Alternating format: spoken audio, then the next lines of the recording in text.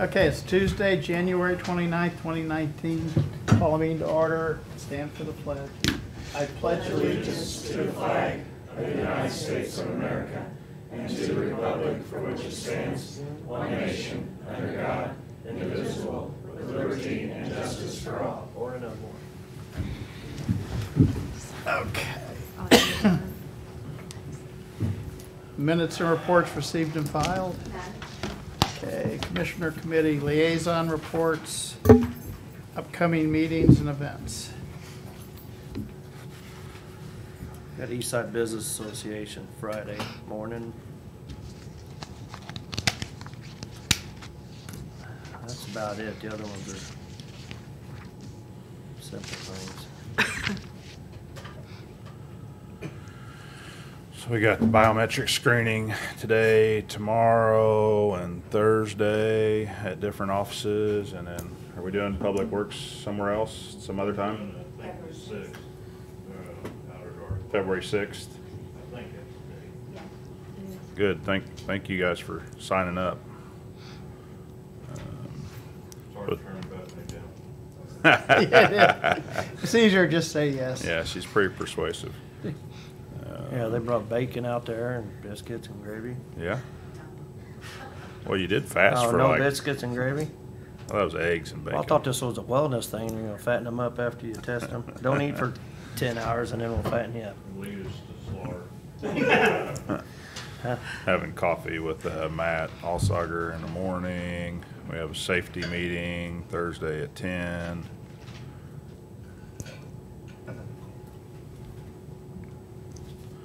And then I don't know if you guys saw in this NACO County News on January 7th, they had our pretrial program Oh, in the National Association of Counties. I still got it on my desk. I haven't even read it Yep. yet. So, yeah. But anyway, I'm not sure all their data was right, but it did highlight our pretrial program. That's good. Yeah, they do have some interesting stuff in there. There's some stuff on branding in there too. Not that type of. I was gonna say, guy, we're going downhill quick. You gotta That's think. all I got. Okay, tomorrow morning, I got leadership Jeff City. I get to go talk to him before Carrie and tell him how great it is to live in the county and how and then Friday. We're really going downhill fast. Friday, I'm meeting with a constituent at 1. 2 o'clock, we've got a bicentennial meeting with Boone County and Callaway County. Saturday, the Daughters of the American Revolution are giving me an award. And then Saturday, also the Navy Ship 5 chili cook-off. If you'd want to go be a judge, Pee Wee called me and wanted me to do it, but you could go take my place. I might be in St. Louis for a little while. Oh, So, got a meet and greet for the baseball team. okay. That's all I've got. And you gotta get ready for Super Bowl Saturday night, so. Is that what the chili's for? It's a chili contest. You get to sample. Some's good, some of it. How can you mess chili up? That's like making ice.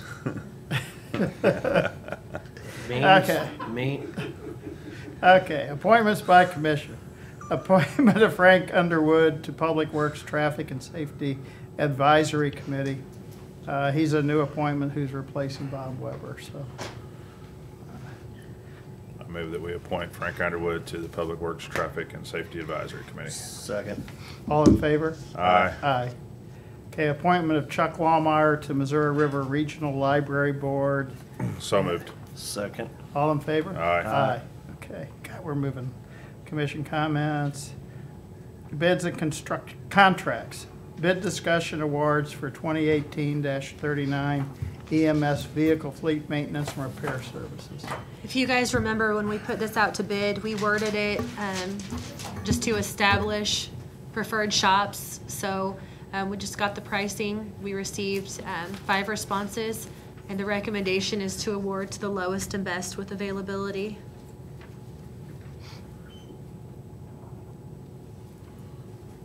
You guys got any questions or No, pull I it up? talked to Matt briefly about it, and he's comfortable with it. It's gonna be the first time we've done it this way, so. Right. I think, try it for a year, see what happens. I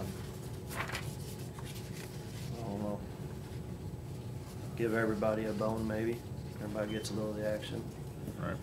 I do like going to the same person with my own personal one, but that's a lot different than this stuff. A little more to it. Emergency vehicles.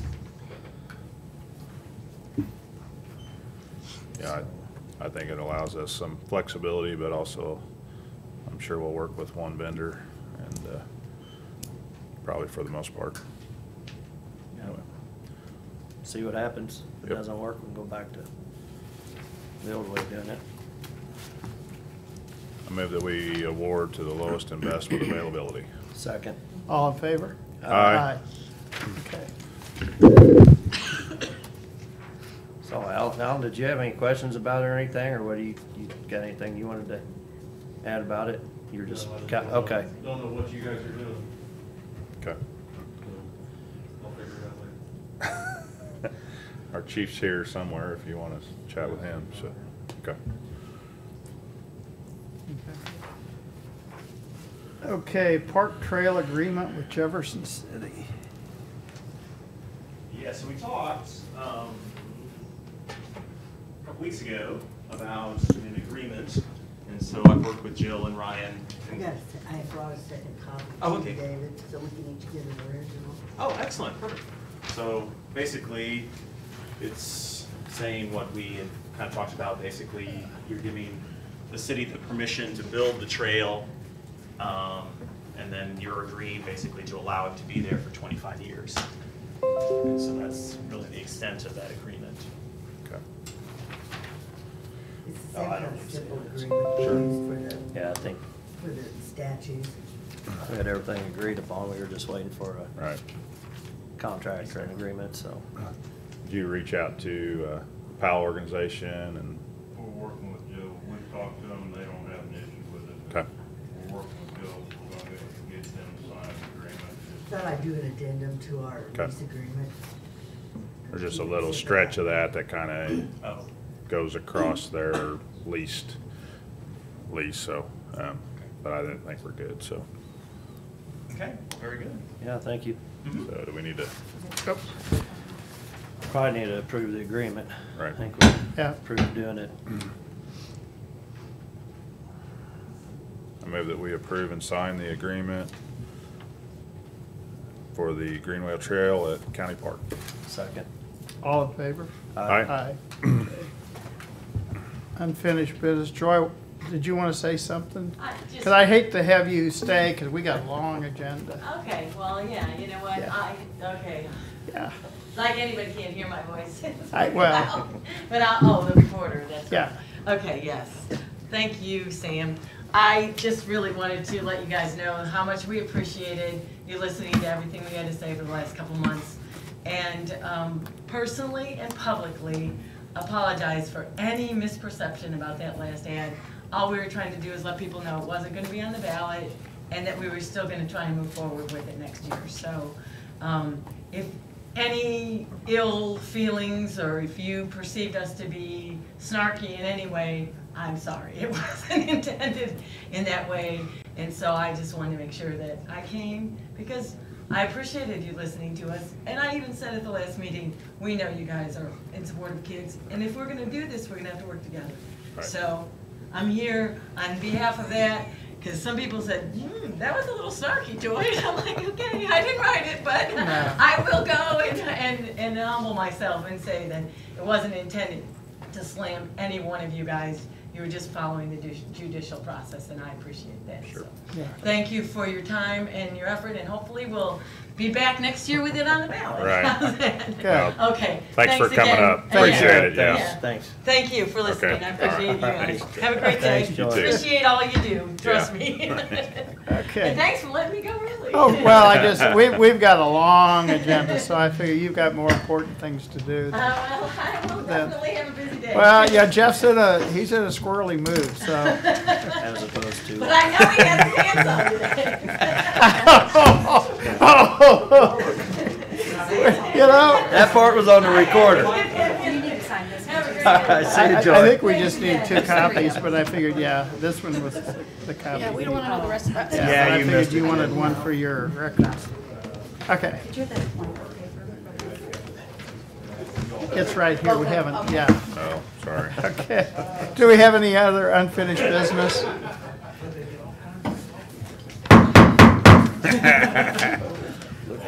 Yeah, better watch your hand. It's kind of like when I told the sheriff to shut up. Do we have any other unfinished business? No. Okay, accounts payable review. I'd ask for We had to wait approval. for you to come in. Sorry. I'd ask for approval of accounts payable, pending review. So moved. Second. Do I have one on there? It might not be on this one. Okay. Okay, all in favor? Aye. If it is, just take it off and put it on next one. Okay. Clark Avenue, Conklin Street, Cooperative Project discussion. I'm out. Eric, we got some copies of the draft I'll get copies. thing. So yeah, we brought some copies as well. Here's some extra ones, I think. Chris, did you get a copy of this one? They were having trouble printing it out. I got it to print out luckily. Jeff needs one. You got yours already, Sam? Yeah. Anybody wants a copy, give Jeff a copy. So I guess the copies didn't print or something, so we brought some, so hopefully everybody's got what we had brought. And so what you got there is basically what we sent the Public Works and Planning Committee, is a memo, and then we kind of typically do like a PowerPoint presentation based on the memo to make it, try to boil it down a little bit quicker. But so if you want me to, I would go through the big slides. I kind of printed these out bigger so you can see them a little better. Okay. And I couldn't see them either, so it'd be a good thing without some kind of glasses or something. But basically, just to remind everybody what we're doing here, Clark Avenue traffic study is being finalized right now. Bartlett and West is here if you have any specific questions about it, but it was a pretty big effort. And the front page of this big slide, I'll just talk about how we got here. So part of this project, the Clark Avenue intersection study there at Duncan and Clark Avenue is in the half-cent sales tax as kind of a listed. It was actually named as a project for a city-county project. And it obviously came from having ties to Lincoln University, and if they're going to have some modified traffic flow over there, whether they want to pursue closure of Chestnut, more dorm space or other buildings, things like that. And so just like highlighted red with a circle is the Clark Avenue and Duncan. That's the intersection we're mainly talking about. But then this little red kind of L shape, if you will, over here, that's Atchison Street. Obviously, that's part of this traffic study. And so what the consultants did, they had a sub, Crawford, Munty, and Braemar out of St. Louis, do the traffic study part of this. But anyway, of course, this is the LU campus here. But if for some reason, if it happens that Chestnut gets closed, obviously traffic flowing up Chestnut will need to, turn here at Atchison, and then how do they get out of here and navigate their way back through to the highway or wherever they're going. So that's kind of what precipitated all this getting in the sales tax, as I recall. And so we're just basically moving through that project. So one of the first things we had to do was obviously do a traffic study, determine what kind of intersection would be appropriate there, and that also may be affected by what goes on at the interchange. So kind of the first step was to look at the interchange, and that's the next page. And so they came up with roundabout options and signal options both, but just to give you an overview of that, so this would be one of the signal, and then there's multiple options on the interchange, and that really wasn't the focus of the study, but whatever we did had to work with the interchange, obviously, if we ever wanted to see improvements there. And so this is like a traffic signal option for the interchange on that second page of the big sheet. And all the little red marks are, the signal arms. But basically, if you look at that, it's kind of an Ellis Boulevard looking arrangement. So it would work from a traffic flow standpoint. I don't know, it wasn't in the EIS that way. That was done some years ago on the whole Whitney Expressway. But they did say you could get some service life out of a traffic signal, not a lot of road modification. Now, that's one option, so we're not, and all these options are on MoDOT right-of-way, so MoDOT's not necessarily endorsing any of these options, by the way, just that we're just talking about, can it be done, and if it's done, what's the intersection at Duncan and Clark need to look like to work together. And then the next page is one roundabout option for the Clark Avenue interchange. And like I said, I had another one. I don't know if we brought it, but there were like 13 other options that'll be in this traffic study of all kinds of crazy stuff that could go on at the interchange. But this is the one most closely resembling what was in the environmental impact statement we did with MoDOT in the county several years ago. I think we all shared in that project back when we were trying to get in Lafayette Street, I guess, the precursor to Lafayette Street project. But so Bartlett and West took a little more involved look at this and determined how this would actually fit at the interchange, and said yes, that will fit, and gave us some relative costs and things like that. So another kind of a side deal on this was we were also looking to see if MoDOT, if we did a project, city and county did a project at Clark and Duncan, could we leverage that to get MoDOT to do something at the interchange? Well, it ended up, we kind of found out at our last meeting that really no. They'd really be looking for us to contribute to a part of this. So we were thinking maybe it might be a possibility, if we talk nice enough, I guess, you know, Clark, if we spent money at Clark and Duncan, could we get MoDOT to put some money into the interchange? And really, we got really a no answer in the end here.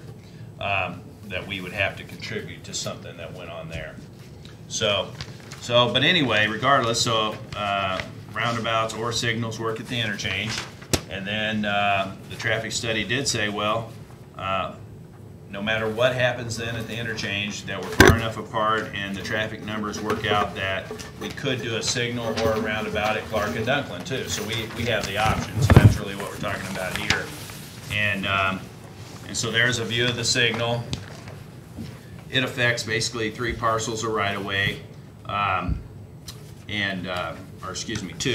two parcels of right-of-way, and the roundabout affects 3 parcels of right-of-way. So that was kind of the big difference in these two, is the right-of-way commitment, besides obviously the improvement itself. But and then the next page would be the roundabout. And so what we wanted to look at as cost comparison was, does one extra piece of right-of-way really drive this decision to put a signal there instead of a roundabout? So our preferred option really going in was the roundabout from a city standpoint, just because of maintenance and things of that nature. But and then of course probably it does have some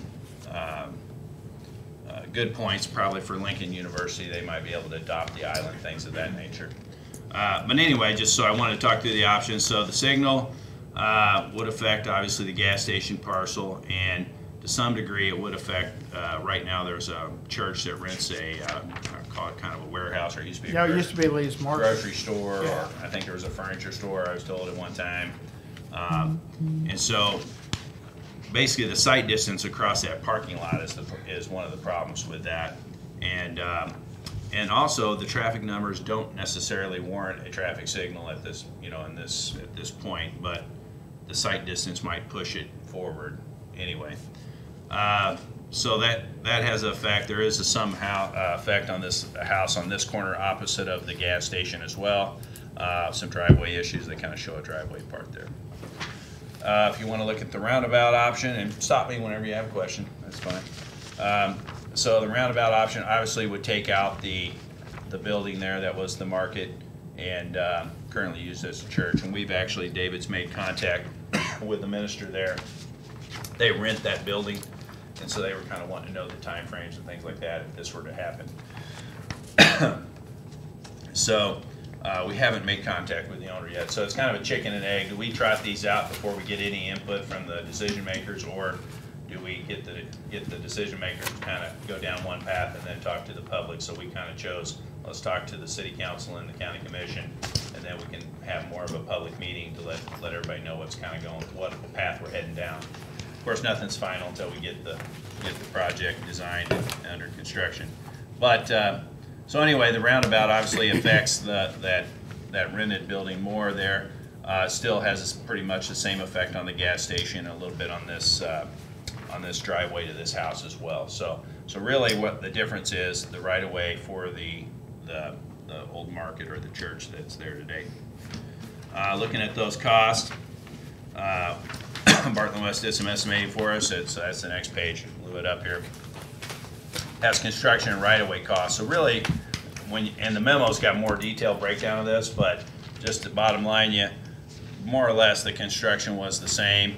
It was really the right-of-way parcel's the difference, about the $400,000 estimate there.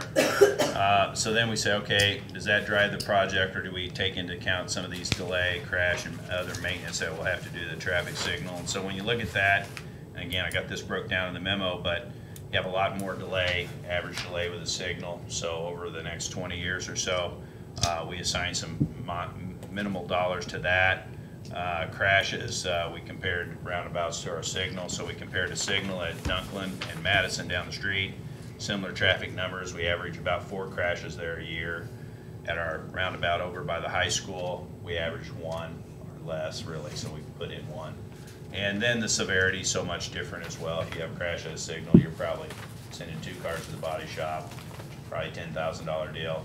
Crash at a roundabout's more or less a glancing blow. We assigned $4,000 for a crash for that. So anyway, we itemize these all out, and of course when we have a signal, we do replace that equipment over the next 20 years, whether it's cameras, controllers. We didn't add any real person cost in there, or electricity or anything like that. But anyway, that's kind of that delay crash maintenance item.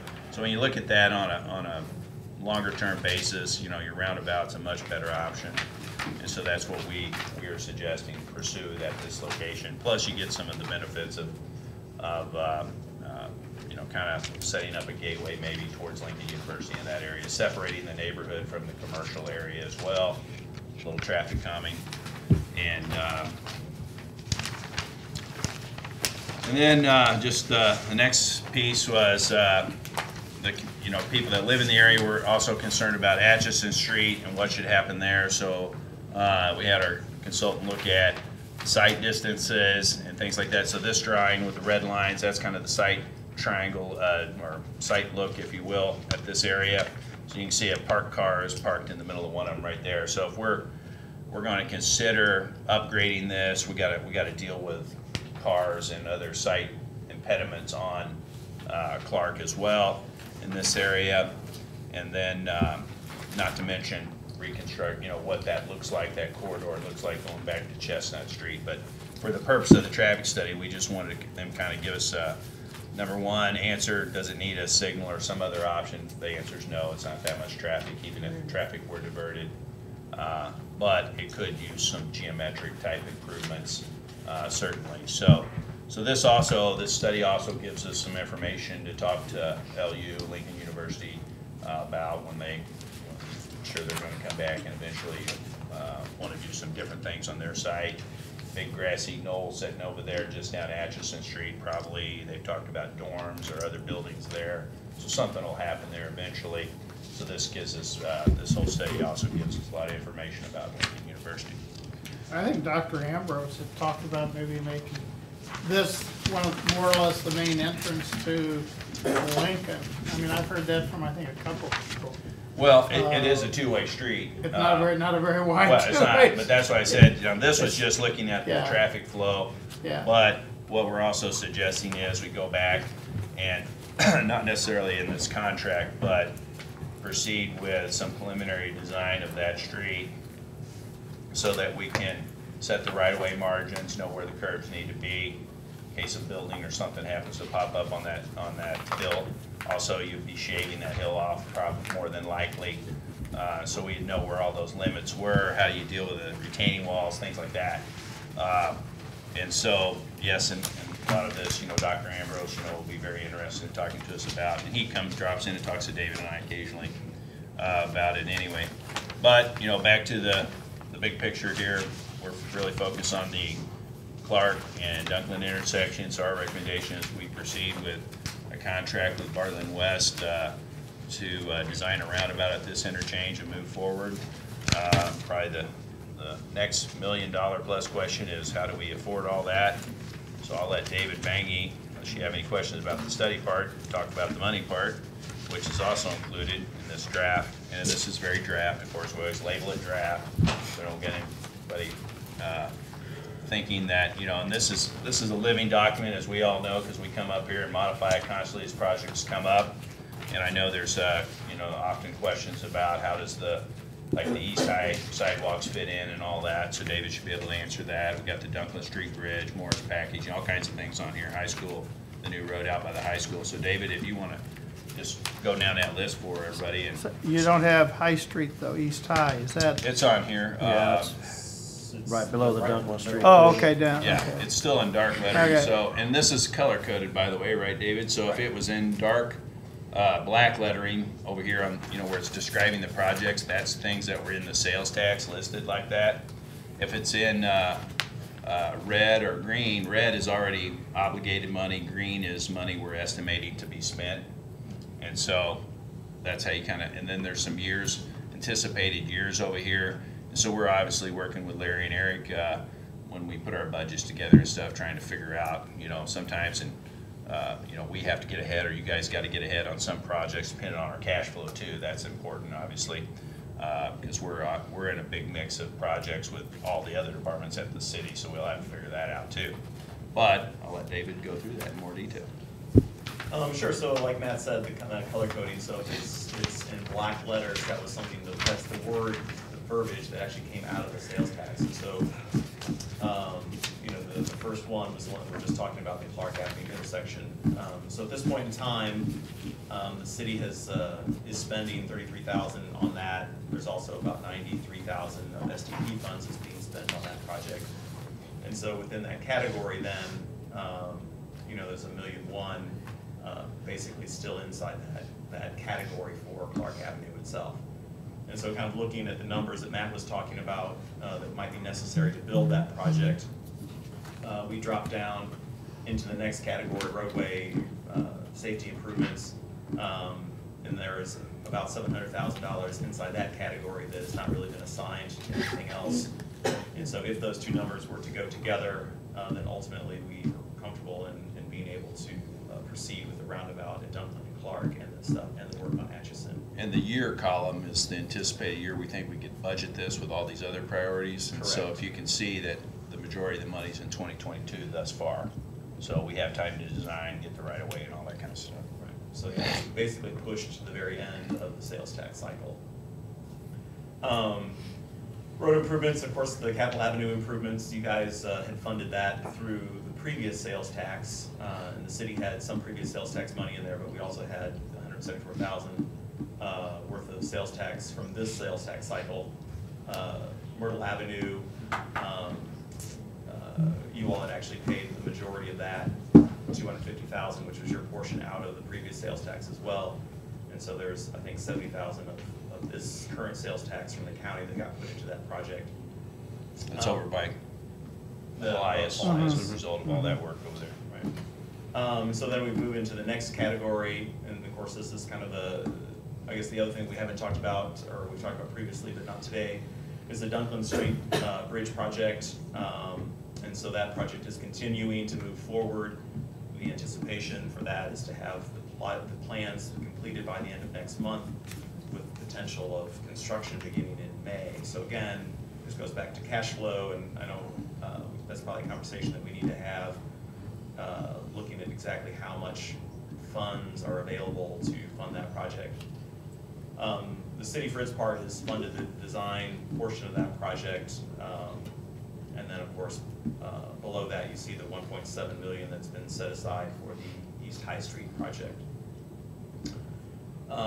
Then moving into the next category, the Morris packaging rail spur is there. I'm thinking, Eric, that that's something that's just about ready to be bid. And so pretty soon we'll have a better understanding of exactly what those numbers are. But right now we're anticipating that total project to be somewhere in the neighborhood of $525,000. The city has some monies from sales tax E that's going to be involved in that, and so you can see the breakdown of what we believe that the contributions will be for that project. The high school road, the 1.5, the city has just 2 weeks ago, I think, actually signed that agreement with the school district. And part of that agreement was to actually push the requirement for the payment back into next fiscal year for us, which would be after November 1st of this year. So in some ways, that's going to help our cash flow for some of these other projects that we're looking at, the East High Street and Duncan Street, because we've been able to push that money to the next year. So we said in the agreement, you can't bill us till after November 1, and so that helps our cash flow for getting this bridge out, in other words. And then there is some $100,000 worth of money there that's not been assigned to any project. And then ultimately, economic development, there's $2 million sitting there from MSP Parkway tag on it. So again, so the majority of the money is apart from $100,000 is really kind of has a quasi earmark on it. But certainly, as Matt indicated, there's this kind of draft form, and this kind of changes, Yeah, as we bid moderately as things, we go and through. we try to figure out how to implement them as we bid them and do the best we can. If you'll notice, one thing about this sheet, a lot of the money is being spent fairly rapidly here up front. So in my mind, that's a good thing. So, costs go up every year, but we're trying to do a lot in a hurry, which is probably, a good thing from an economic development standpoint, but it is sometimes problematic with our cash flow. So we're always watching that and figuring out how we can do these things and move them around. So that's the latest and greatest, again, draft sheet on that. And we'll need to present the same to the council on this too. What was the commitment level out of our sales tax? The total? Yep. Over the life of it, 5.5. Okay.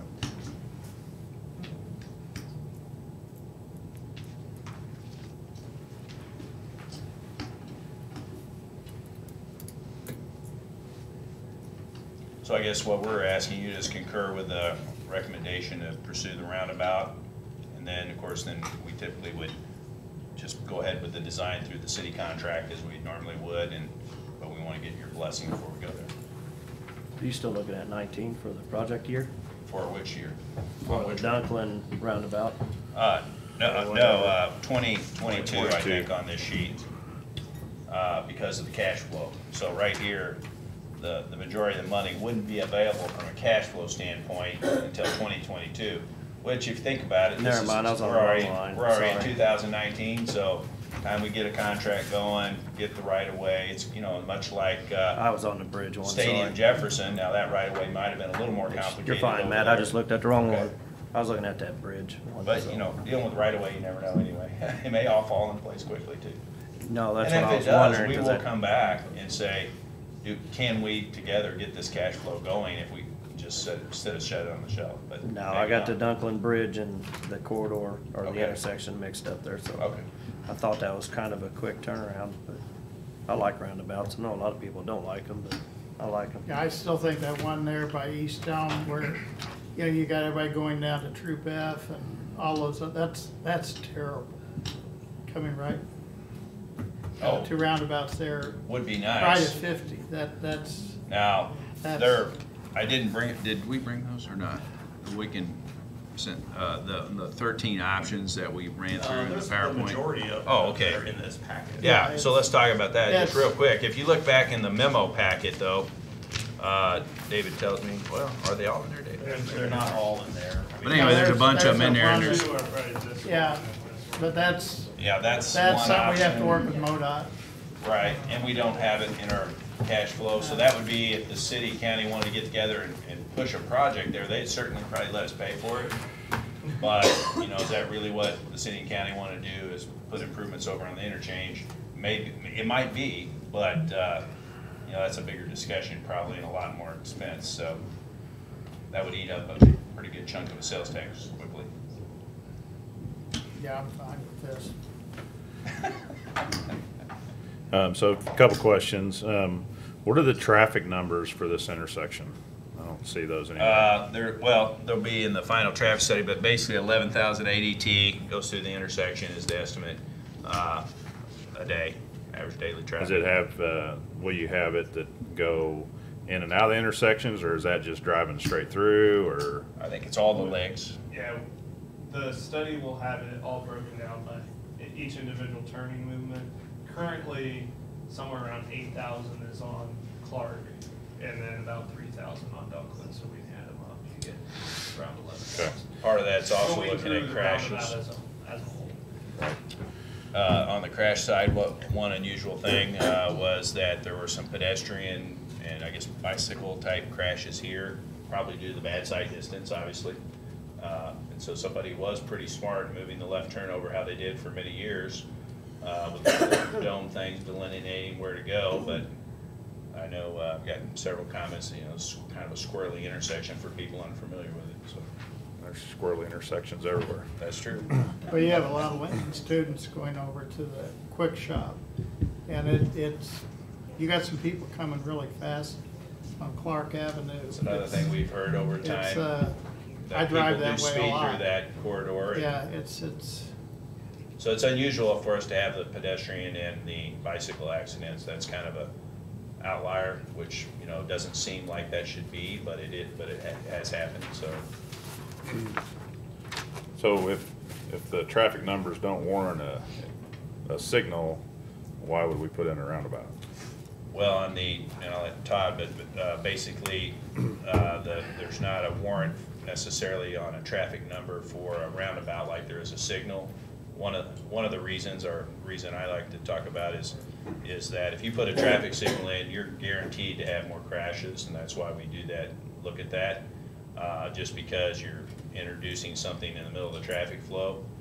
Because a roundabout doesn't do that, it calms the traffic. You don't have to meet the warrants, and that's from a legal thing too. If we get in we go out and say, if we want to put the traffic signal in instead, we would really request that the council, when they do the contract, or the commissioner, whoever's doing it, would kind of give a design exception to that standard. So from a legal standpoint, you know, you're taking on the liability of putting in something that wasn't warranted. So now I'm getting into all that, if I'm arguing with lawyers later on down the road, that's, you know, I don't know if it helps us or not, but it definitely defers to the governing body to put that in. So that's what we've done that before. McCarty and Eastland was that way. And so as I look at the design of the roundabout, I got some concerns about how MFA or break time's gonna get trucks in and out of that thing. I mean, right now they don't have any sidewalks there, as I recall, and it's kind of you can go in or out pretty much in the whole intersection. So anyway, I mean, as I look at, if I'm driving a fuel truck and I'm trying to fuel the tanks there, how am I gonna get in there? How am I gonna get out? I mean, it's gonna be a nightmare. So Right. Are you gonna buy a gas station? Yeah, and obviously, you know, our intent is not to buy the gas station, obviously. That would be a different project and not be afforded in this budget probably. But I know David has kind of observed how the trucks do now, and they basically pull up it, and I'll let you describe it, but they pull up along the street here and stop, I guess drag the hose in. Now, you know, through design, and Todd and I and David have talked about this a little bit, and Eric, that, you know, maybe we might combine a driveway here outside the intersection to this other property. I mean, there's a lot of options, but that's what we'd like Bartlett and West to flesh out through the design process. But, you know, and right now it doesn't show on this schematic, it just shows how the basic roundabout would fit. But if we start working with MFA and break time to figure out where this truck's gonna come from, and he faces where the roundabout is on Duncan Street, and we're talking about that eastern leg. So he's obviously coming around through that alley or somewhere to get that way. You know, can we give him a bump out of the traffic flow, or is it not frequent enough to matter? Does he come at odd hours? You know, we'll just have to work through that with him. So it's stuff we've done with break time and elsewhere as well. Okay. I mean, I guess my biggest concern here is that with MSP and Duncan and High Street and possible overruns and different things, will we be able to afford to do the project? And currently we got a project sitting that we designed 10 years ago that we still haven't completed, and so I'm not really a big fan of designing a project that doesn't get done in the sales tax. So, I mean, a lot of these things are unknown. I mean, with two bigger projects there, will the funds still be there when we get ready to do this? And, you know, I don't want to push it off into the next sales tax. Yeah, and that's why we look at that sheet. Now, Bartlett West has given us preliminary numbers on this, you know, from the preliminary side of things. So Todd's, I think, done a good job of putting those together for us. And as far as like the Duncan Street Bridge, those numbers are getting really, really pretty good off bid tabs. So, so yeah, I feel comfortable with the money sheet there. And like I said, every time we bid something, there is an unknown. We just have to fit bids, and it's twice as much as if we say. Then I think everybody's got to hit the pause button and say, do we do this or not? But you know, I think they've done a good job of estimating in the past. So I feel comfortable moving forward with that. Now the unknown is the MSP. That's just a lump of money on this sheet for sure. But nobody, I'm not aware of exactly what that is yet. So I mean, it'd be impossible to say. Is that if there's no design going on there necessarily or anything at that point, so it's just a lump of money. But again, that's kind of, it's just on the sheet as that. I mean, I guess, you know, obviously bid tabs and, you know, design cost data, but I mean, Duncan Street Bridge and East High Street. I mean, obviously our priority is East High Street, and so, I mean, if that comes in way over budget, I think we're moving forward on it. I mean, so. Well, yeah, David. Yeah, since it's not, since, Yeah, I brought some plan sheets for Just that. been I mean, carried not, for some- you just, if you're interested in looking at them, they don't show necessarily too much. We just took a snippet of what we've been working on. But,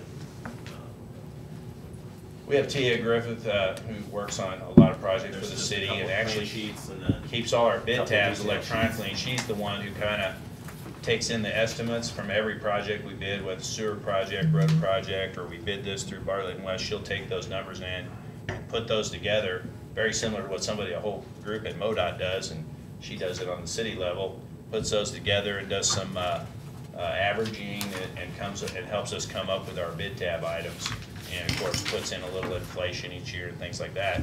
She's working on this project, just got done with the downtown High Street project. So one thing about this project is it's taking longer. I think we mentioned last time how many property owners are along this corridor. well, it touches 76, but then there's a couple of other, you know, where extensive stormwater up, so in that neighborhood of about 100-ish property owners. So, you know, it's a lot of people to coordinate with, not necessarily that the right-of-way is not available, it's just intrusive into the right-of-way that hadn't been used yet. So some of the right-of-way goes pretty far up there, but if we're coming in, taking your stairs out that go up to your house and having to adjust those because of this project, then we still need to be talking to you, so it takes a while to get that done.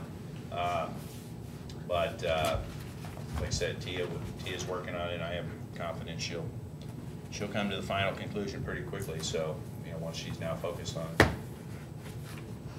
And we're doing some sewer work that the city will pay for separately there too, why we got the street tore up, and kind of trying to, you know, like we do most projects, if there's things we can add on from other groups like sewer, or there's utilities talking, you know, we got to get utilities and power poles, so they have their druthers of what they want to do, so all that coordination's taking place, and it'll be a good project when we get it.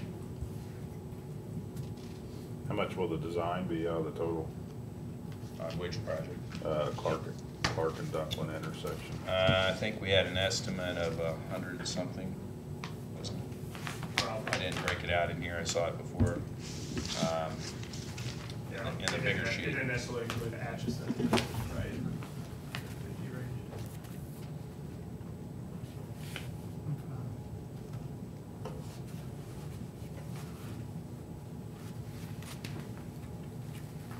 Good, Jeff. Yeah, but you're saying East High is still on schedule this year? yeah, that's what and we need to meet more often too, just so we get updates. I think, you know, Capital could have gone smoother, so. Otherwise, I'll talk, David can give me an update every Sunday. There you go. I save after church. That's right. Yeah. So, But no, I mean, the High Street where, you know, she is, that's kind of the only that's her main project for design, so she's been able to spend quite a bit of time on it over the last couple of months. And, you know, it is beginning to come together, so. Still for 19, though. Yes. Yeah, And the money's on the sheet for now. yeah, So okay. I'm not gonna pin you down to March of 19 or April, Well, we know it won't be July. March. But I just, as long as we're still on schedule for 19. You ought to almost buy that convenience store and get rid of it, because it's in a terrible spot. Has a lot of business though. Well, there's other places there you can put one. I mean, it's, you don't want it right in the intersection where you got pedestrians coming through there and gobs of traffic. So- You guys go ahead and buy it. Huh? Oh, city buy it? Yeah. Well, I did have that bag outside with money that you put in it if you want to, for project purposes, of course. Good to move forward with that then? Design work? Yeah. I don't know. It's just a mess there. Intersections within an intersection and then another intersection right there. But I think the roundabout's gonna be the best for it. I don't have any better ideas, put it that way, so. That's why Todd gets the big bucks. So I gotta put some crosswalks in for pedestrians. 'Cause Oh, you it get- will you got- include You get a pedestrian. lot of pedestrians. There's students, they don't have cars, and there's always somebody walking there. I use that route a lot. I didn't mention that, but yeah, any roundabout Yeah. would have all the pedestrian Yeah. movements in it as well. And it may not shown up as well, yeah, they're on there, I mean, Yeah. the little blocks, but basically, yeah, connecting all the sidewalks that are there, things Yeah. like that, so. Okay, I think we're good to move forward. Yep. Yep. You gonna get us an agreement or? Typically, if you'd Word like us to. word we of could. mouth or? Well, I guess if you endorse the project, it's up to you guys what you want to do. What about the money split on that? Were we paying the design then? Well, I mean, up to this point, you know, we have several projects that are going on that the city is basically funding the design. So we funded the design for the traffic study. You know, we're funding the design of the Duncan Street Bridge. Certainly, if we'd like to enter into an agreement now for that, that's certainly fine. But it's. If we're gonna be spending money, we need to have an agreement signed, no doubt. All right, yeah, we can put it. Make our auditor happy, so. Yeah, otherwise we're good with just letting you pay for it. We You gotta know, keep a it- track it- on the sheet, but. It's, No, we'll put an agreement together and get Ryan to talk to Jill, I guess, and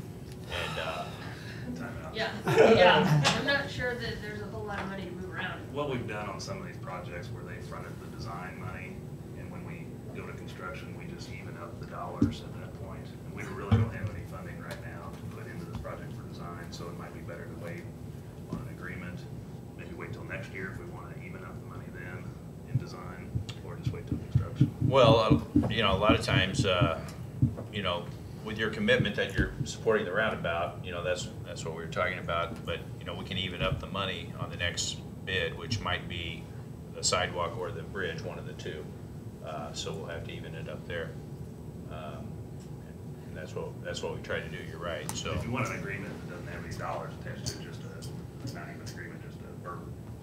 It's up to you all what you want to do. It seems like if you vote to endorse the roundabout, I'm fine with that. We'll go off and try to get the design done, and, I can report back to the council that you endorsed the roundabout concept. And so it's kind of a two-step process over at the city, but here it's kind of a one-stop shop, so. Okay. You okay with that? So you just have to figure out when and who's paying for what, so that's. Yeah, I we mean, need to ultimately, agree. by the end of the sales tax, we would hope that, both entities would have, spent their 5.5 million, and so that's kind of what we're trying to keep track of. And I think if you look at the sheet, you kind of see that, as far as this particular sales tax goes, the city is probably a little bit ahead of what the county has spent. And so, ultimately, we, probably try to want to even that up here, as we move along for the next year or so. But yeah, it's, we've basically we've basically taken a verbal agreement to do the traffic study and a verbal agreement to design. I'll Duncan shake your Street, hand so, if you want. I mean, we can, you know, like on American Pickers, they How always about you shake get a 2 out hand of to 3 close the votes or deal. something? And so, I mean, since this is actually an item that's listed, it was listed in the sales tax itself, I mean, it seems like that's a pretty safe bet that we're gonna do something there, so. You know, we could just proceed without one unless you all need one, or want one. I don't think we need anything on our end until we're ready to pay, and then once we know what the costs are gonna be, once you get the engineering agreement figured out, you know, if we can do that next year, just to, you know, even up on the design, we'll do that. Well, I think the holdback this year is our high school road is in our budget. Fiscal year is our budget, so holding it to November is still in our current year budget. So we have that, and we have, what are the other two you have in there? The railroad. High Street, yeah. Rail spur.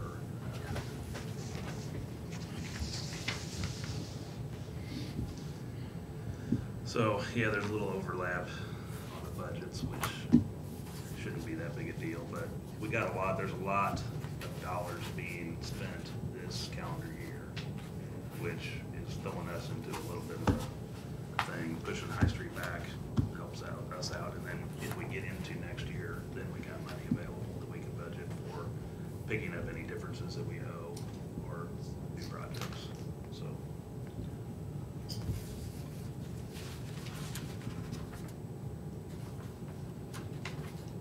I mean, just kind of looking at it overall, I mean, as Eric said, you know, we're trying to do basically 3 pretty big things this year. We've got the railroad, we've got the Duncan Street Bridge, we've got the High Street project, and then some commitments to the school as well. So that's a huge chunk of change. Whereas next year, we don't have anything planned.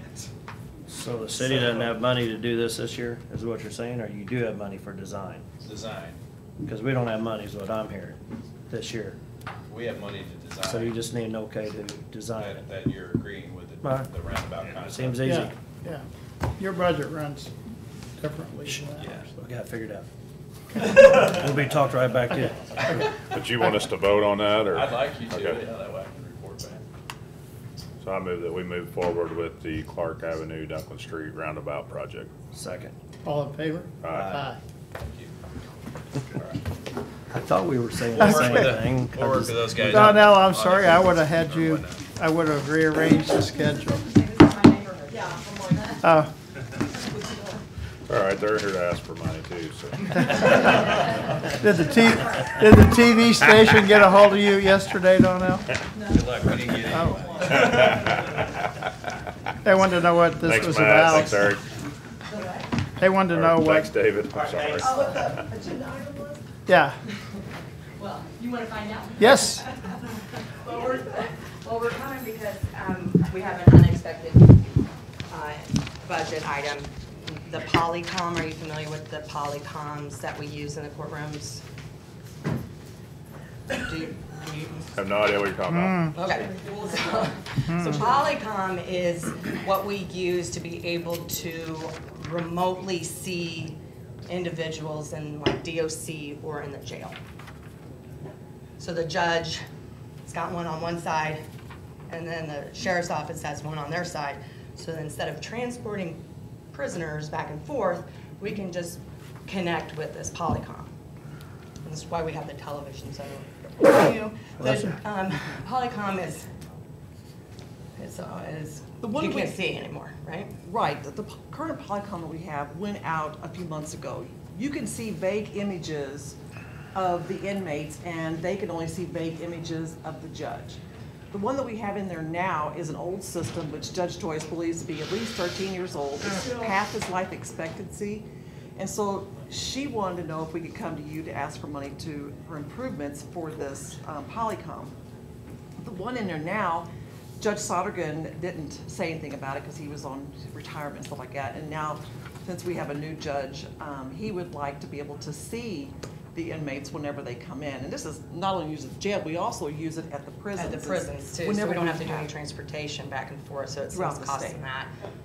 It was, to replace it, it's $12,000 or something. It's a lot of money, but we also looked at newer ones that don't have, you know, that we don't need the capabilities of what we have now, basically.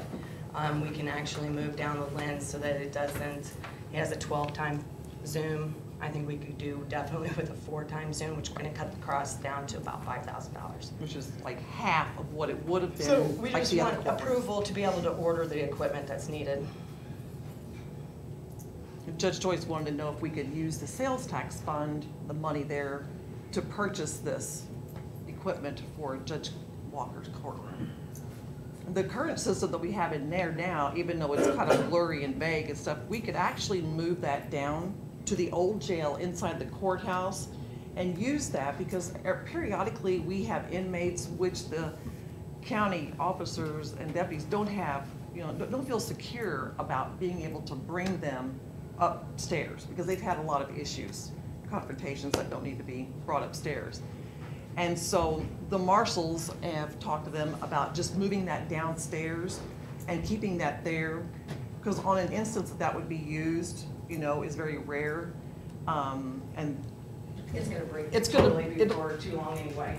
And then we Yeah. won't have that option to be Yeah. able to have it. We'll be transporting Yeah. prisoners from DOC and from the jail over. because we I say, think we probably have on average about 10 cases for the jail docket and DOC per week. So we're talking about transporting 10 prisoners every week. so it's just, she would just like to move forward and get this taken care of for Judge Walker to be able to. How long work. does this one last? Will it last 10 years? Yes. I hope so. Yes, I mean, the hope so. last one, the polycoms last a Yeah. long time. And this one is, I mean, 13 years is. She believes it's at Long time least for 13 equipment. years to her, Yeah, to her things were made a little guesstimate. better back then. You're right. Well, I mean, I think it actually saves money because you're not transporting them over here and everything, but I'm just trying to figure out, because you can take 2 computers and have a face-to-face conversation with somebody.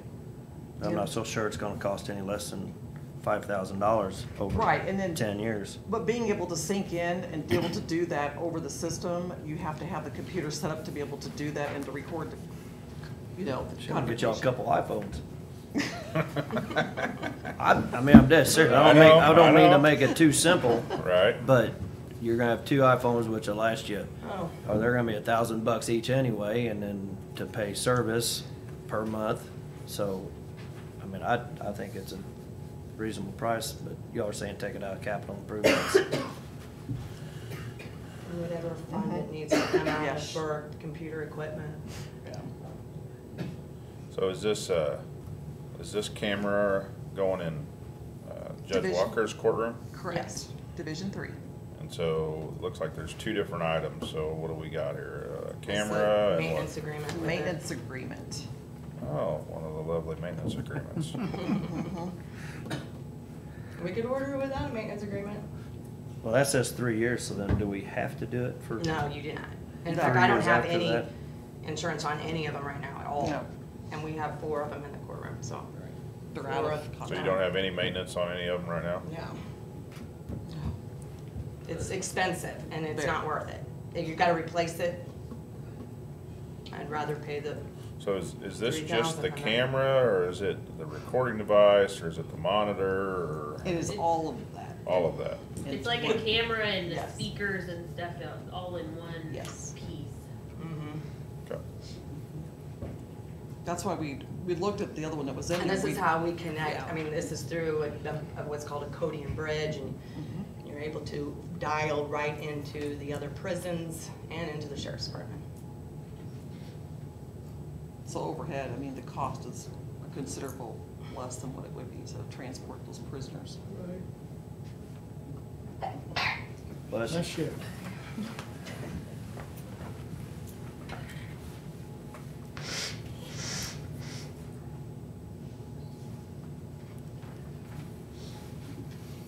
So we would just like to seek your approval to be able to go forth and Are you- purchase this piece of equipment for Judge Walker. So are you wanting the coverage on it or not? You say you don't have it on the others. I don't have it on the others, but they're old and the coverage would cost more than what they're worth. So I had to It get it almost wet. costs as much as what these are. They wanted like 3,000 per year for each machine. That's 4 machines. And obviously, we don't need the 12-time Zoom. So does it have like a 1-year warranty, or, I mean? No, it's with a 3-year. So you got. That's just, yeah. I Okay. would imagine it probably has some kind of warranty on it, Okay. but I don't know. This That one, would be something that, right, we could for- check into that, but I don't know that it does, because we actually get this equipment at a reduced rate through, we piggyback on Austin's contract, so it's actually a reduced rate of what, if we just went out and priced it. So it's saving us a lot there too. So that's where we received the bid from, was the cheapest.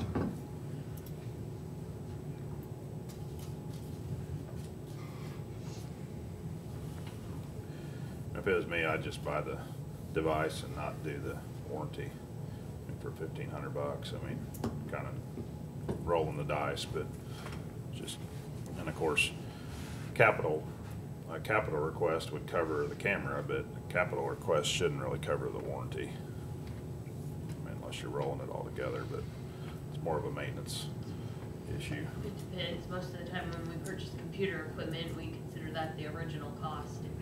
If, you know, the warranty's rolled into the cost of the item. Now, if you would purchase the warranty outside of the purchase of the piece of equipment, then no. I mean, You what do usually you, buy computers, I mean, there's not an extended warranty that we buy with them, or there is, or Sometimes it's there rolled is, into the sometimes price. there isn't. But if it's purchased at the same time, it gets rolled into the total cost of the item. I don't care, whatever you guys wanna do. but I mean, y'all have had good luck with the cameras. oh, yes. So And that's why we were told are not to you- go to a different brand, to Are stay you with comfortable the doing it Polycom. without the Right, and see, what- extended warranty deal? Cause that's $1,500. right, and see. I'd be willing to take my chances on these. Right, for and that's 10 what years. Judge Joyce was talking about, and she wanted to be able to have the Polycom, the same equipment in every single courtroom. She didn't want to have different software that each staff would have to be retrained on if we have a different staff person come in just for that courtroom. So, yeah, either way, I mean, she was just, Plus, it's anxious. not state approved. yeah, I'm sorry. yeah. Not Plus, state the other approved. ones is not state approved. Oh. Yeah.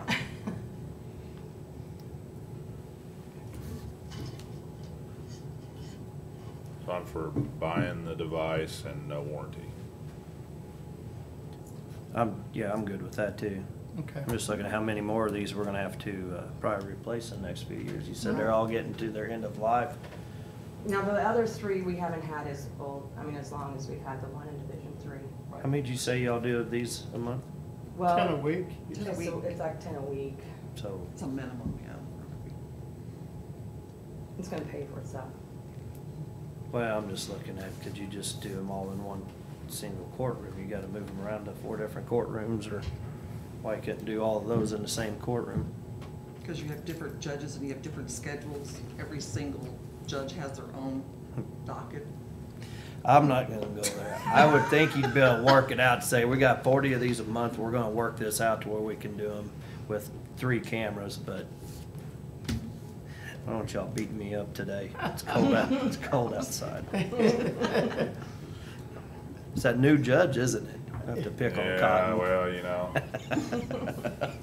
know, if we didn't buy it, they'd have to figure something out, so. That's true. Which would be just transporting them over here for court. Well, Yeah. so that's So it's just, really an that's expense just, on you guys. no, that's wasting taxpayer dollars, is what that is. It is. So throw it back on them. So, That's why we need the Polygon. well. So we appreciate that you're approving it without. Yeah, yeah. Yeah. Well, we'd like for the judges to work with us and, That's why we're coming and asking. well, I realize that, but I mean, so, That's what- but like Jeff said, you got polygons in other courtrooms, so if you needed to, you could switch stuff around, but it's all right, you know? Would you like me to bring a judge over here and explain to you, I mean, talk to You you can if guys you- about you- that? I mean, if you've got concerns about that, I'd be more than happy to bring one of the judges over so you can, so they can explain to you why they. I'm need meeting with one probably next week, so I'll talk to her about it, so. Can we move forward on this? I'm fine with it, just Yes. when the pot runs dry, it runs dry. And, you know, we're gonna need another courtroom pretty soon too, so we, Yeah. I mean, we need to Yeah. start rat holing some Right. money We've for been this. sitting here talking about that. So, No, Yeah. that hadn't been approved yet. No funding for that judge yet, so. Anyway, So, do we need a motion on this, or just? I guess we need to figure out where we're gonna pay for it. Are we gonna pay for it out of We're capital? not gonna do the extended warranty thing. So, Capital's fine. so Okay. it'd be, Okay. thank you. Okay, yep, thank you. All right, thanks. Appreciate it, thank you very much. See y'all. Sorry we made you stay. Oh, no, That's okay. I know. Okay, hazard mitigation plan match commitment letter. Wow. It's a mouthful. Hey David, how are you? Hey, how's it going, guys? David Bach, Regional Planning. Morning, David. The good news is the match commitment is in kind match, so no actual cash on Euron's part. A little bit of background, hazard mitigation is something you all have gone through 2 or 3 times now. It's something regional planning commissions across the state are responsible for making sure we have updated in each of our counties. Last time you all went through it was 2016, so you're good until 2021. But SEMA is already contacting me about how to fund the next round of planning. How the funding typically works is there's no actual cash commitment from the county, but SEMA applies for funding from FEMA to pay for it. So the money would come directly to the Regional Planning Commission. Nothing out of pocket from you all, but they do ask for an in-kind contribution. What they're asking for this time would be $6,667 in-kind match, and that's really time that county employees, city employees, school districts, anybody that participates in the planning process and shows up to a planning meeting, we document their time at those meetings, and we can submit that to FEMA for the in-kind match. So we're just kind of looking ahead. FEMA just needs a commitment on your end that you're willing to commit to that in-kind match so they can move forward, submit their paperwork, and get their funding in place. So. Yes. That's what we've done in the past, you know, myself and Shannon usually participates, as well as other departments, the health department. It's usually not an issue of making or showing the time. What they do is just track our time, going to it while we're in the meetings and stuff, and then, you know, it's part of our job duties anyhow. We have meetings over Bill Farr's facility there, so it's a pretty good process. So it's a while, but they're already starting to think about. I think there's some money right now from FEMA available, so FEMA's trying to jump on it now. So this is 2021? 2021 is when it expires. Okay, yeah. We'll probably start on it about a year out, so sometime in 2020 we'll start working on it. You guys good? Good. I move forth. that we sign the hazard mitigation plan match commitment. Second. All in favor? Aye. We took it easy on you today. Yeah. I feel You bad made about him that. wait. Yeah, we made it wait. Well, I should have moved Clark Avenue down probably before a medical grade oxygen air gas renewal discussion. 'Cause that- Is that what the? I just tried to print it, so hopefully. So it's get that. attached to the.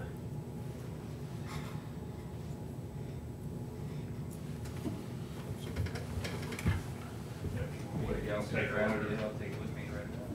We'll have to have Steve attest to it or not. Probably. Yeah.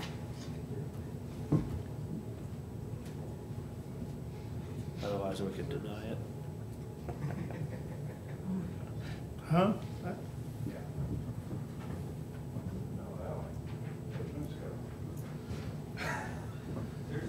Yes, we already did yours. Did you talk to Alan? He was gonna talk to you about what we decided, so you don't even know. What's that thing?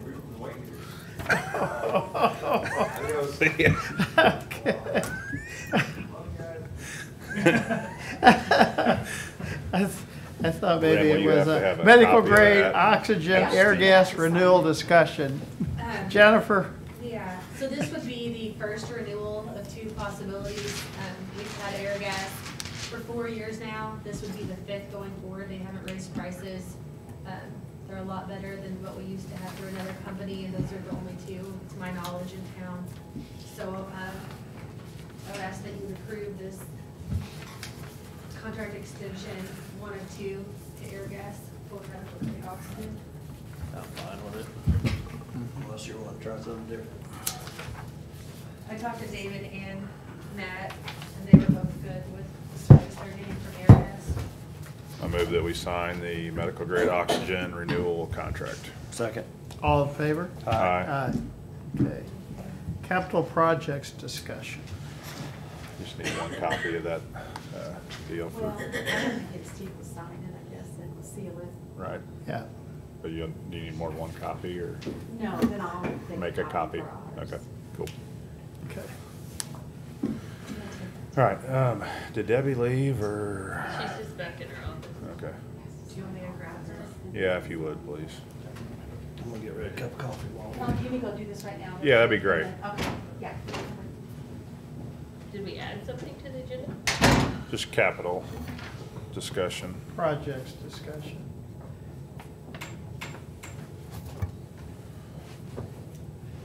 All maybe our stuff, and I go, Yeah, you're good. See you.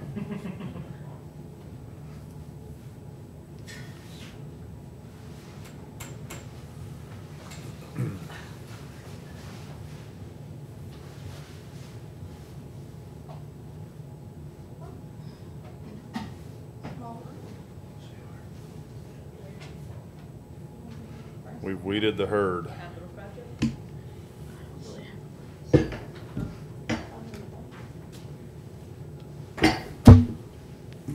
Okay. Okay. Capital. Okay. We just wanted to kind of look at some of the lists that we had and talk about a couple projects that we're looking at and trying to get Jennifer some direction on what we need to get bid and what we need to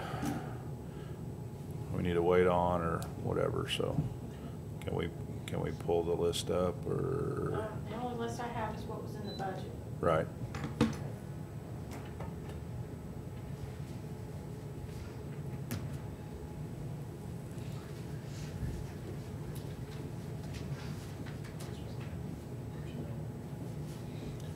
I don't think we're doing that today, are we? No. We do have Larry on closed session, but it's, Oh, it is Larry, okay. Yeah. Because I knew I put it on. yeah, no, it's Larry. Wait, he was on there last week, it got taken off, so I felt bad. Do It's we in the wanna- 60s up there or something. Okay, that's fine. I cried myself to sleep. Thanks, Lynn.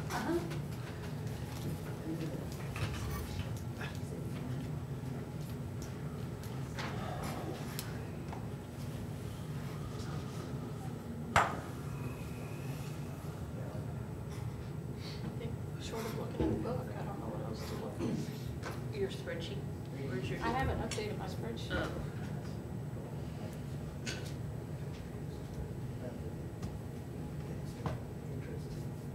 We got another group, the Master Gardener said they will interested in planting a tree too.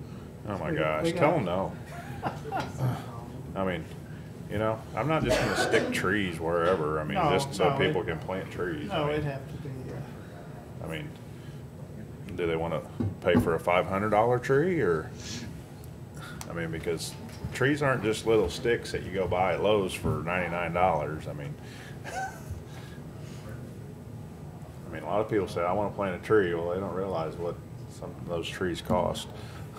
I don't think they're gonna put little trees in there though, but it would be subject to our approval. I actually thought, let's get the design and put what trees are gonna go where and they can sponsor it. Right. I'm gonna sponsor this tree for, if it's $1,000 tree, then we can do it and they can put a little sign up and Right. get some recognition for it. We need some trees back up there though. I guess we gotta figure out what we're gonna do there and then we can kinda go from there. Perfect. Okay, is that all the, is that kinda all the buildings, or is that everything, or? Is that in our budget book? Yep. Page 112. I haven't really. Is that a condensed list, or? This is Christian's condensed list, I guess. You put That one- maintenance priority one. Well, yeah, priority A's for maintenance. I didn't put B's or C's. Okay. Sure, if I wrote some. Did you? So, improvements here Yeah, at this building and improvements at the courthouse aren't there, and, Health department, health bar or something.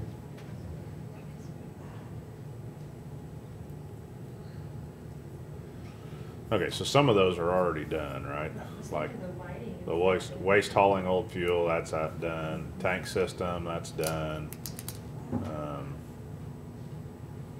The generator set for the courthouse, what is that? Do we know? Do we need Greg up here, or?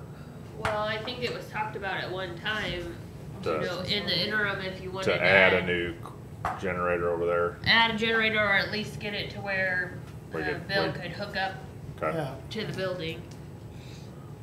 okay. We probably should talk about the generator that's at the health department building. So there's one there that's at the old building that could possibly be moved to somewhere else.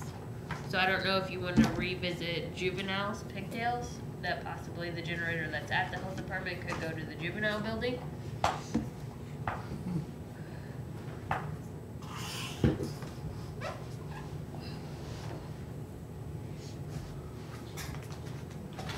what's the age of the generator at the old house? It was Not with that grant, It's- and we did 2010.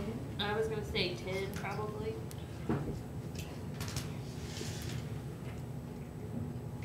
Okay, so let's have Greg explore that, if you guys are okay with at least Yeah. just looking at Yeah, it to that's- see if it'll work. I mean, I don't know if it'll produce the right electricity for that over there. I think it's 3-phase or something, and so I don't know. I mean, surely we could get it to work, but Well, that's definitely something we have on the agenda to talk about the old health department building, but that generator is one of the items that you need to decide what you wanna do with before we. so are we talking about that next week? Next, I think yeah, it's next Okay. week, yes.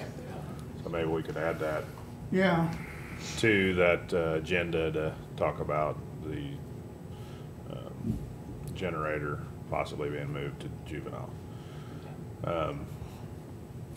So if you guys don't care, let's start at the bottom, because I think we could kind of move, or well, just right there, yeah. Oh, okay. So, obviously, Greg wanted a mower trailer and some equipment and stuff.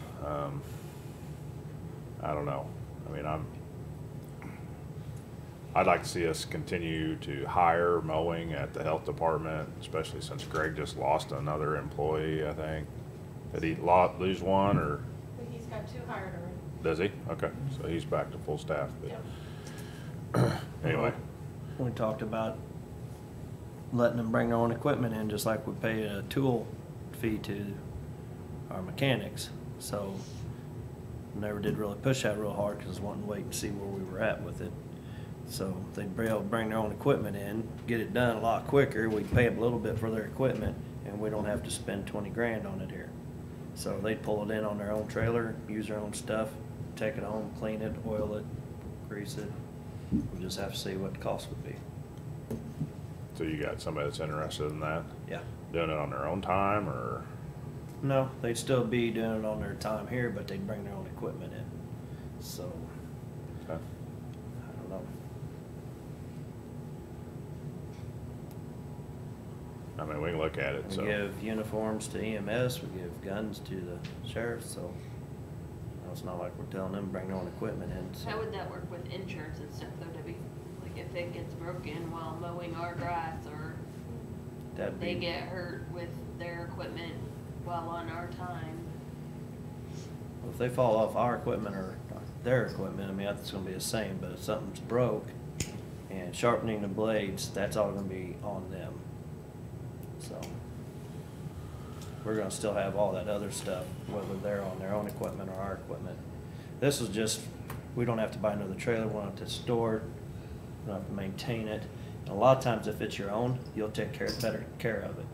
So, I mean, I think from what I gathered, the trailer was kind of a separate deal, because he needed the trailer to haul some other stuff around besides the new mower, equipment organizer. I mean, What are we hauling? We got all kinds of trailers over there at Emergency Services Building. evidently he's got a little bitty trailer that he's able to use that. This current trailer will only haul the Turo mower. but he's got a John Deere that he borrows from Road and Bridge to plow snow or Snow, whatever, yeah. that it won't fit on that trailer. Okay, well, this is a discussion that we need to have with Greg here. Right, yeah, he really needs to be. Okay, so let's,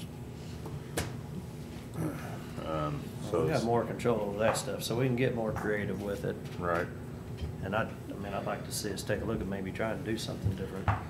Well, I guess the other question is, if you have a person do it, what if they leave the county? Then we're stuck without any, like, if they would leave in the middle of the summer, you're then stuck without anything to mow, or, I mean, I don't know. Deal with that when it happens. If you gotta buy one, you gotta buy one then. okay, so. Just trying to save money here. This list is pretty small. I mean, really need Greg here for a lot of these. Yeah. I'm pretty So sure. let's talk about two projects that, that really aren't even close to this. And so we got, what did we have allotted for the data moving our IT and stuff over to the sheriff's? The only thing we had an estimated cost on is that CenturyLink cost to move IT, and $9,000. that's moving the phone system. We Okay. didn't have any estimated cost on the build out or anything like that. Okay, See it on, right here, 9:00. right. So, obviously, I've met with Kerry and he's gotten me a cost on, the design work to do some of that. And, you know, just kinda coming up with a ballpark number of what it's gonna cost to do that. And we're looking at anywhere from probably 100 to 300,000. And the sheriff was in, I talked to him yesterday. He's already saying they might need more space than what they had allocated where they are, so. It's, A generator would be cheaper, pardon? Yeah, 100 to 300,000. You know, maybe that is an option, and, you know, a small propane tank or something that we could set near the building there or something and just put a generator in there, but anyway. So something to consider. And then the other one is, up on the list is the landscaping and different things, and so obviously, We have 100,000 up at the top. right, so design work on that, more entailed than what's there. We're looking at around 50,000 for design, and could be 200 to 250,000 to do it all. So obviously we can scale that back, but in my opinion, you know, it's a lot of money, but it's, you know, I feel like you get one chance to get it right, and we need to do it right. And although we may, you know, build onto the courthouse at some point, you know, we don't know when that might be, and so I think we can design that accordingly for a future expansion there. But anyway, I would like to move forward doing something there before our bicentennial. or you kind of finished or dedicated during the bicentennial. I mean, it'd be done, but I'm fine as long as we stay within that 100,000, but if you're talking about 50,000 to design, it's gonna be spent up way fast. And I don't think we need to go that elaborate right now. I know you were talking about doing some water, digging down and waterproofing and trying to mitigate some stuff for in the future, but we haven't had any problems with it. I know we need to get the downspouts and stuff away from the building. I'd be more apt to fix whatever sidewalks we can and railings we can for now, and then when we decide what we're gonna do with the old jail, and, you know, I'd say that more likely than not, we're gonna get another judge, and they're gonna need some more room over there. and try to incorporate that all into that project. But I mean, I'd like to see some trees and some bushes and some stuff in there right now. It's just, it's empty, it's ugly, so. But if we go, and even if we're gonna spend that 100,000, I think we need to get the sidewalks fixed. And, you know, we briefly talked about that too. There's a lot of them that are in bad shape over there, same with the railings. Oh. Get a few trees in there to start with. Well, I'd say for 100 grand, you'd be lucky to get stuff torn out and put back the way it is with handrail. All the lighting will have to be redone. I mean, and all the wiring redone. And then, I mean, you're gonna take, the irrigation's already torn up, so just to go back with that, I mean, you're probably, I mean, you'll spend 100 there. And it'll basically look just like it looks now. I mean, just with newer stuff, but it doesn't address, you know, you can't get the downspouts even away without running them through those metal aluminum channels that are, I mean, that's the only option we got right now, is just to have 3 aluminum channels in that sidewalk on Monroe Street there. And so, I mean, we can go back with that, but they're all bent up and messed up right now, and so anyway, and it'll still just be grass with some trees in it. I'd like to keep it simple for now, but I want to get something in there before the 200th. So if we want to try to work on something on the front that we can do within the 100,000, on the front being High Street, and then the stuff on the side we can maybe work on later on too, if we do something with that old jail. I think it's gonna cost us more than 100,000 just to do what we're talking. So maybe we can find some kind of a happy medium in between, you know, what you're, you know, if we end up taking the jail down to put in the new addition, you know, it's kind of like the farmers reusing the stone from St. Mary's and that kind of a piece. You know, if we could do some landscaping with the stone from the jail or the sheriff's house, maybe that would,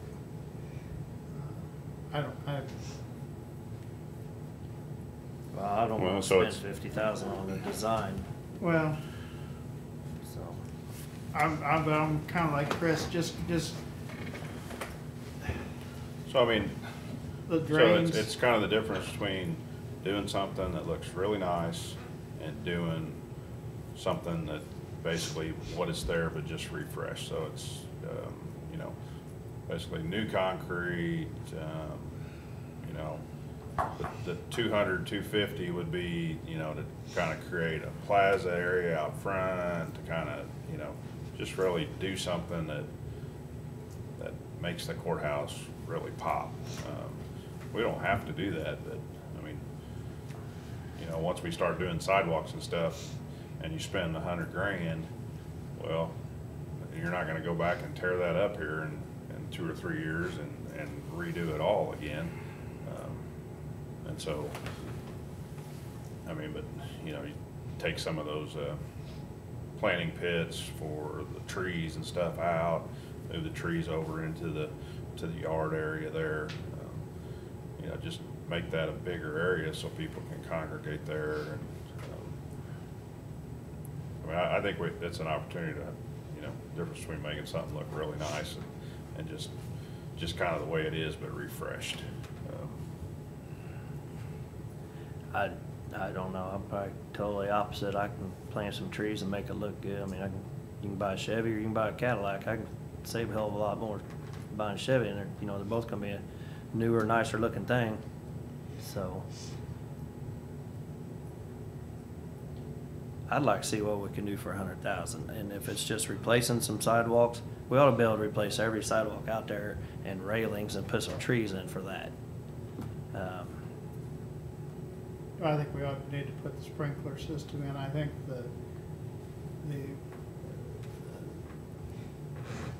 the way we've got it now with that, sooner or later, water is gonna start going in, so I think that needs to be addressed. If you're doing it, you need to do it. Okay, well, I'll try to get with CMPS, tell them I need 2 different budgets, and we can kinda look at it, but, I mean, you know, addressing the downspouts and stuff is also addressing the curb and gutter and a drop inlet for stormwater and taking the pipes and dumping them into that stormwater. And that requires curb and gutter replacement, and piping it into the other manhole down the street. And, I mean, that fixes a lot, but that ain't cheap either. So probably getting into the street, more sidewalk and different things too, so. But otherwise, we're dumping the gutters out either through a metal grate or onto the sidewalk that'll freeze and people slip and fall, or requires more ice melt, different things that, you know, just create a problem. We ought to be able to do a lot with the 100,000 though. And I stopped by CMPS and visited with Bates, and he showed me a bunch of that stuff that I guess they needed some guidance on, you know, how much do we want to spend, how deep do we want them to delve into it. So I kind of told him the same thing. It's like, I don't want to put that much into it right now. We don't have a leak. There's no water going in the building. No, but it,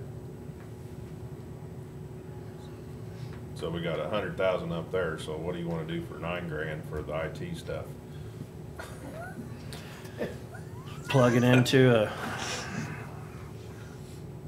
I don't know, we got pigtails out there, so have it to where we can bring it up for now. If we don't have the money in there, we just can't do it, can't make the move. Because that came in a lot more We put too. these figures in here, I mean, well, these were just numbers we threw at it, so it's not like this was set in stone. This was just a number that we put in there to do something with. Yeah, but the number you're talking about doing that bump out and having it designed, hell, the design's more than what I really want to spend on it. That's, I don't know. There's 1.5 in the capital, and then there's 225 in computerization is the total budget that was in here. So what did, does anybody know what the waste hauling and of the old fuel cost? 34.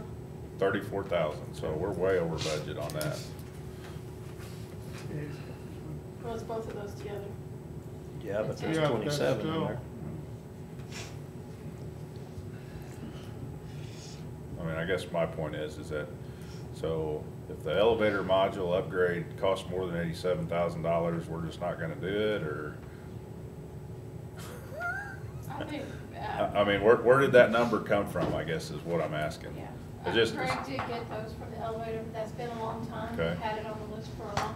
I just think he needs to be here to explain why we need to upgrade. I mean, it may come to the point where we can't get maintenance on them. I don't know. right. So he needs to explain that.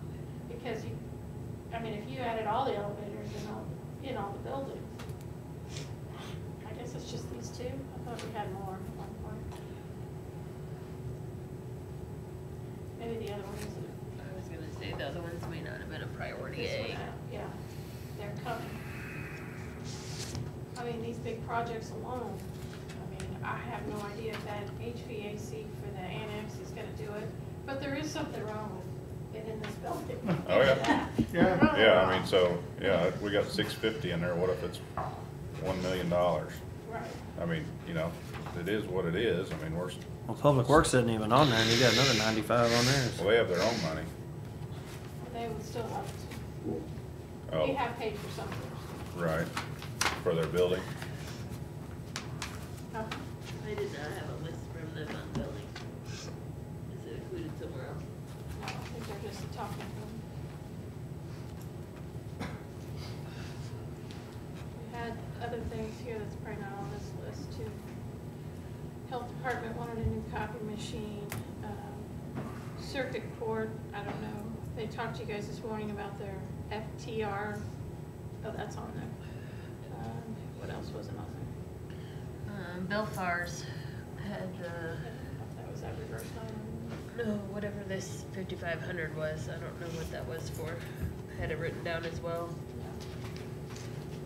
And then the fire station radios that you guys agreed to, it wasn't on here. The fire station radios. Yeah, the tower. Okay. Well, I don't wanna waste a lot of time here since Greg ain't here, but can we get, Fire station radio. Where's he at? I saw him out there a while ago. can we get a, Debbie, can we get a full list of everything and kind of what we've approved, what we're gonna spend, and, so we can take a look at this and try to knock some of these projects out, and, I mean, I just, What, I I don't mean, want- which one, we got a bunch of A's on it, which one do you see as a top priority? Cause maybe we just start with it and start working backwards. If you want, I mean, the rails and the sidewalks are pretty important. right, so I mean, I just need to know, you know, I see you're at 100, I'm not sure where Sam's at, you know. maybe I think somewhere in the in middle. between the two. Well, we already went 25% over budget Yeah. on the tank system and hauling no fuel. If that was 34 and we had 27 in there, so Right. we're gonna be out of money quick. Start with the big, Start with the big budget. or do you get some small ones and knock some stuff out and get them done? Well, I mean, that's why we just gotta prioritize, and of course, for me, I don't wanna meet with Architects Alliance, and I don't wanna meet with CMPS and keep spinning my wheels, and then, I just need to know what we have to work with. I think mean, what we're I'm- doing, I think we need, we need the sprinkler system, we need to take care of the, You got electrical, and you got, yeah, you know, it's, Yeah, but that's moving everything around. I mean, we can scale it back a lot. We don't have to move all the sidewalks. I know we were looking at that, but if we do something on the back and add that courtroom, then you're gonna have a handicap access. It's gonna, yeah. you're gonna have a whole different entry, so it's gonna change a whole lot of things around, so we may end up doing a lot of it, and Well, right now, that main entrance that's scary. oh, but we looked at that, and of course, we had those switchbacks that Kerry had drawn in there, and so one of the things that I talked to him was, is that, hey, can't we just have a little half a floor lift for handicap accessibility off Monroe Street? And he goes, oh yeah, you can do that. So it takes all that out of the equation. I mean, so, you know, do you still have steps up into the new portion? Yeah, but you have handicap access off of Monroe Street that comes right up onto the main floor, so you don't have to have all those switchbacks and different things, so. And then if you do that to the first floor, you'd have to be moving the, security upstairs too, you know. Well, the security would be right there where we had planned in that new park back there. Oh, I see. Yeah, If that you're would be, talking about that would be the entrance main over there. entrance. Yep. That's what we had talked about doing previous, was that make that the main entrance into the courthouse.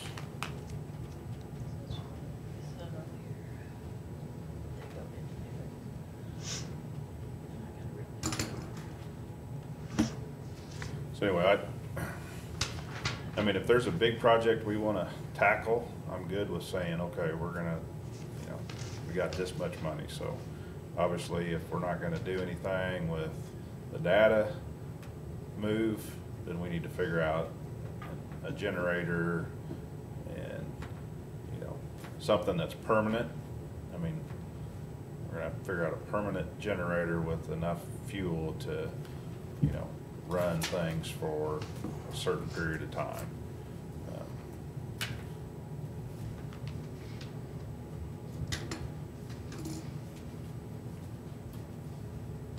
And I don't know what that entails, but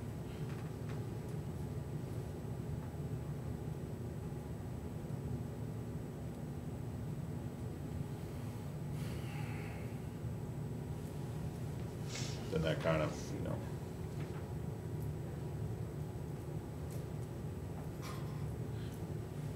How's that amount as the HVAC for the annex here? right, but I mean, Yeah. that project's been on there for Yeah, years. I mean, so has the improvements to the courthouse. Yeah. What was that amount? $3-4 million? That's just an estimated guess by, I thought it was more like 6.9 million Could be. for the wiring and right, wiring and heating and cooling, plumbing, yeah. I think you need to put that on the back burner and get the addition on the back, and then you can be moving people around from one floor at a time and do it in stages. There's no putting that anywhere. There's not that kind of money to do that kind of stuff here. I mean, I don't think.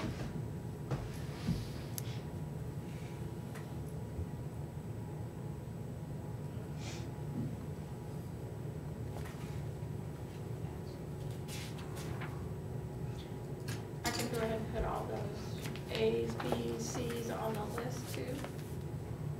So that way you guys can see what's coming up. Because some of those projects obviously would take a few years of saving the money back to do. So, yeah, we can get a little of these projects out of the way. And that's what we have been doing this past year. You know, a lot of, those little projects will never go away, I'm afraid. It's prioritizing them. So we've spent money to redo the courthouse, and we basically got it in good shape, except for the sidewalks. Yeah.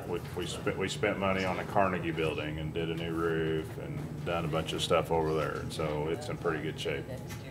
I mean, so you can do some of the little ones and then try to save money to knock out a big one, or, you know, or you can try to knock out a HVAC and knock out a big one, and don't do some of the little ones. But some of these things are pretty important, and, you know, having backup power for some of our stuff is pretty important.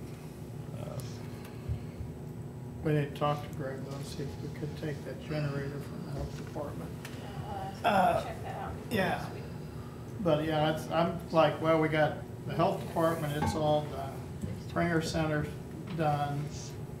Carnegie's done. So you get, except for the elevator. So, you know, it's kind of like we've gotten 3 of our properties pretty well taken care of. Now we gotta look at. Boy, you and Debbie are just. She gave it to me. I did not. You two stay My way over kids there. gave it to me. Okay, so let's, We'll get you a list and hopefully I'll get it to yeah, you let's, for next week. yep, get this back on the agenda next week. Let's have Greg here and anybody else that needs to be here, and then we'll try to get some things done, so. I know the HVAC shut down in this building last Friday, I believe it was. And I sent Greg a text, he had to come in and do something to get it back running. The temperature downstairs were dropping constantly all day. If you talk about utility cost per square foot, this building's outrageous compared to even their house. Just a side note over that. Compared to Yeah. the courthouse. Yeah. Yeah. Well, I haven't, well, it's still high. I guess I I did think- it last year. I was gonna say, I think the windows helped a little, but there's still something with the HVAC in this. I got sweaters on sale at the store, cotton I'm throws. perfectly yeah. fine, but the girls are not. Everybody's running around. So I came in Monday, my office was so hot, it was just. It is. It's really hot. It was too cold to wear a jacket, so I was like, I just wear a sweater today. Well, it's just, there's something wrong. Well, whenever you think you have it figured out, you're wrong. Yeah. You'll come in with a sweater and all this stuff, and then that day it'll be hot.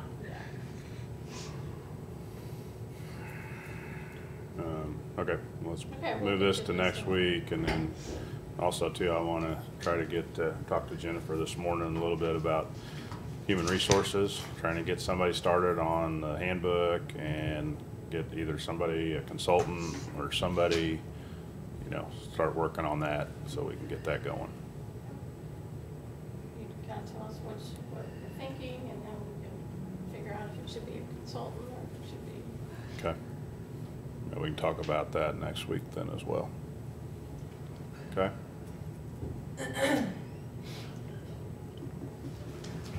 Anything else, Jen? No?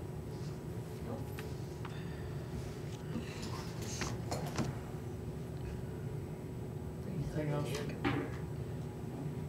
the AP stuff. There's 3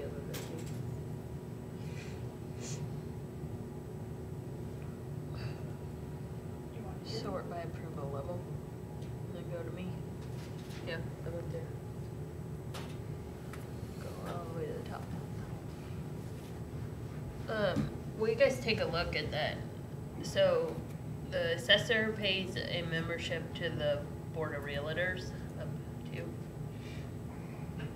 Open that invoice. Which I don't have a problem with, but it looks like they're paying a pack as part of that membership fee. And I think it says at the bottom that it's voluntary. And Yeah, I don't know it that, is. I don't know that we. Reactives should be voluntary too, I believe. So do we want to pay those right now? The invoice is entered for the 312, which is the total of them all. But do you guys want to pay those two, or you just want to pay the base membership $267? I don't know if we can pay the RPAC. I know that was my question. I don't yeah. know that we can pay that RPAC. Yeah, I'd say pay the base amount then. Okay, so change that one to 267. Yeah, I ran into Tracy and she said he hasn't had his back surgery because she had come down with all that, and then she gave it to Chris and he was running Hey, a Kristen. fever, so they wouldn't do the surgery, so. I didn't think we paid fees for that. I thought that was kind of the trade-off for giving them the information or access to it. Have we paid this every year? I don't know that we've paid this every year. We may I would check have that. thought that I would have questioned that expense in previous years if we had been paying it, but I have You may not gone check. back to look and see. Because we may, since we remember, it just may have generated a bill and it came out. So do you not want to pay that one this time and wait and see first? Yeah, I would check on Okay, it. change the and date see. then. Change the date to the next run. And that agreement may have changed at some point, but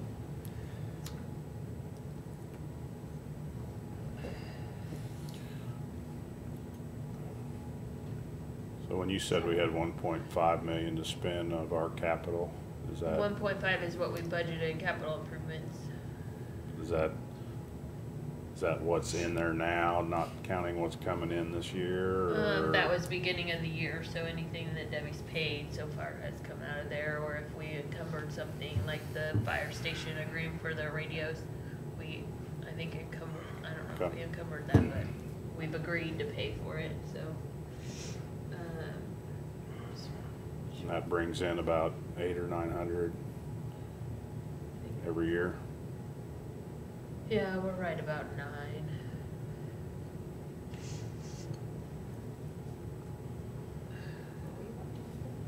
Sort of realtors.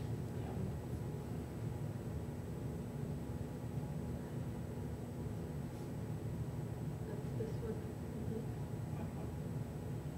Yeah, it doesn't look like Jeff, we've paid Board of Realtors before. Oh, maybe we have. Yep.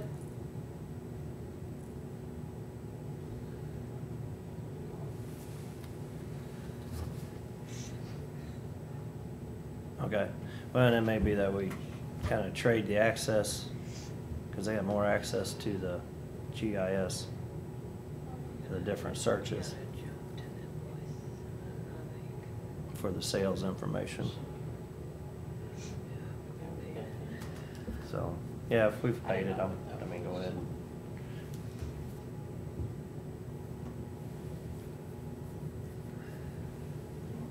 Always get paid, so change the date back. And then you gotta get back on the actual invoice. Change it to the 8th. You want to change the amount now? No, change the date back. He said go ahead and pay it. The whole amount? Yeah, the 267. Which one? All right, we got anything else before we go into closed 25th. session?